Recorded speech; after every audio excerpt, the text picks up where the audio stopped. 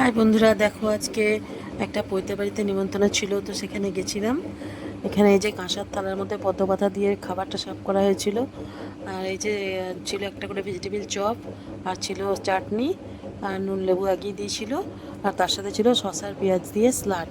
আর এই যে এখানে ডাল ভাত পড়ে গেছে, তো ডালের সাথে ভাতটা একটু লেবুর রস চিপে খেয়ে নিলাম প্রথমে।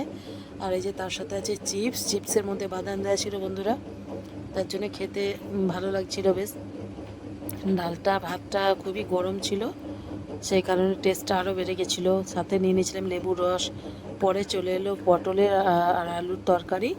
আলু পটলের তরকারির সাথে একটু ভাত মেখে আবার খেয়ে নিলাম। তো তরকারিটা বেশ ভালোই হয়েছিল। আর এরপরে এলো কাতলা মাছের কালিয়া।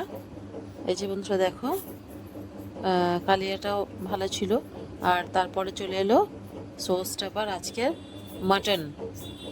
এই যে মাটনটা খুবই সফট হয়েছিল। তারপরে তো চাটনি, পাঁপড় এগুলো এলো। আর এলো কি রসগোল্লা। আর তারপরে দেয়া হয়েছিল একটা করে কালাকাঁদ। আর